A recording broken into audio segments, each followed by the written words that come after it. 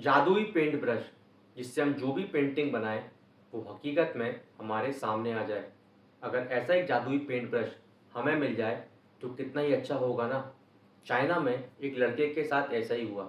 उसको मिला एक जादुई पेंट ब्रश, लेकिन उस लड़के ने उस पेंट ब्रश से क्या किया, ये किताब जिसका नाम है the magic paint brush Chinese folk tale हमें उसी की कहानी बताती है। चलिए हम इस किताब और इस कहानी के बारे में कुछ बात करते हैं। इस किताब में कहानी बताई गई है मा लियांग नाम के एक चाइनीज लड़के की, जो था तो बेहद ही गरीब लेकिन बहुत ही दयालु। ये लड़का अपने ही गांव में एक बुजुर्ग के यहाँ मवेशी चराने का काम किया करता था। लेकिन एक लड़के का शौक था, वो था पेंटिंग करना। इसको कहीं भी पेंट ब्रश दे दिया जाए और कलर्स दे दिए जाए, ये पेंटिंग करने बैठ जाता था।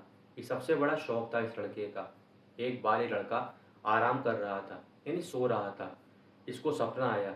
सपने में आए एक बूढ़े व्यक्ति। इस बूढ़े व्यक्ति ने मा लियांग को कहा, मैं तुम्हें जादुई पेंट ब्रश दे रहा हूँ। इस पेंट ब्रश से तुम गरीबों और असहायों की मदद करना, यानी नीडी लोगों की। इसके बाद वो बूढ़ा व्यक्ति उस सपने से चला गया। जब मा लियांग की आंखें खुली तो एक पेंट ब्रश उसके पलंग के बगल में रखा हुआ था। ये देखकर मा लियांग बड़ा खुश हुआ। इसके बाद कुछ समय के बाद मा लियांग एक दूसरे गांव में घूमने के लिए गया। जब वो वहां पहुंचा तो उसे मिले कुछ किसान जो काफ़ी ज़्यादा परेशान थे। मा लियांग ने उनसे पूछा, क्या परेशानी है आप लोग को? किसानों ने जवाब दिया, हमारे गांव की नदी सूख गई है, ना तो हमारे पास पीने को पानी है, ना फसलों को देने को पानी। ऐसे में हम क्या करें? तब मा लियांग को याद आया अपना जादुई पेंट ब्रश, और उसने जो सूखी नदी का तल था वहीं पर एक नदी का पेंट बना दी, स्केच बना दिया। उससे हुआ क्या, एक असली में नदी वहाँ पर आ गई। पूरे गांव वाले खुश हो गए। ऐसे ही मा लियांग ने चाइना के कई गांवों में लोगों की मदद करी। इससे मा लियांग का नाम काफ़ी ज़्यादा फेमस हो गया। लेकिन मा लियांग के गांव में एक व्यक्ति रहता था। वो काफ़ी पैसे वाला था, लेकिन था काफ़ी दुष्ट।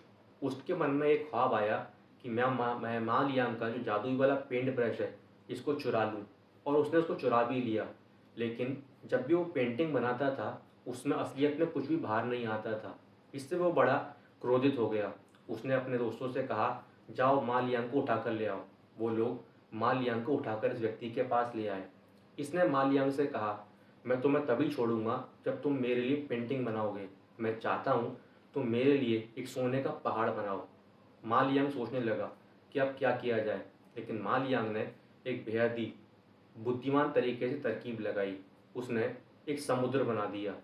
समुद्र बनाने के बाद समुद्र के बीच में उसने वो सोने का पहाड़ बना दिया। उसने बीच में एक नाव भी बना दी और नाव में इन लोगों का सबके स्केच बना दिए।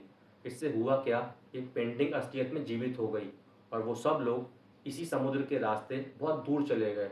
इससे मा लियांग ने ऐसे दुष्ट लोगों को उस चाइना के गांव से भगा दिया। तो बड़ी ही इंटरेस्टिंग सी कहानी है इसमें। छोटी सी किताब है ये, बड़ी छोटी सी किताब है। आप चाहें तो उसको ज़रूर पढ़ सकते हैं। इस किताब में छोटे छोटे चित्र भी आपको दिए हुए हैं इस टाइप के। छोटे बच्चों के लिए किताब तो काफ़ी अच्छी है, पर आपको अगर कहानियाँ पढ़ना पसंद है तो इस किताब को आप ज़रूर पढ़ सकते हैं। वैसे तो यह किताब टोटल 6 छोटी छोटी किताबों का कलेक्शन है। मैं आपको दिखा देता हूँ। ये टोटल 6 किताबों का कलेक्शन है। इसको मैंने मार्च 2026 में लिया था, लेकिन आज इसकी मैंने पहली किताब पढ़ी है। इसमें 5 किताबें और हैं। ये 5 किताबें और हैं। ये इसकी पहली किताब है जो आज मैंने पढ़ी है और जो कहानी के तौर पर आपको सुनाई है। कहानियाँ पढ़ना बहुत अच्छा होता है, चाहे छोटे बच्चों हो चाहे बड़े। अगर आप किताबें पढ़ना चाहते हैं तो शुरुआत पहले कहानियों से करें, छोटी छोटी किताबों से करें, तभी आप किताबों की तरफ जाएं। तो अच्छी छोटी सी किताब है, इसको आप पढ़िए, आपको आनंद ज़रूर आएगा। आपके घर में छोटे बच्चे हैं तो उनको भी आप ये किताब रिकमेंड कर सकते हैं। आपसे मुलाकात होगी अगले वीडियो में। तब तक के लिए आज्ञा दीजिए। जय हिंद, नमस्ते।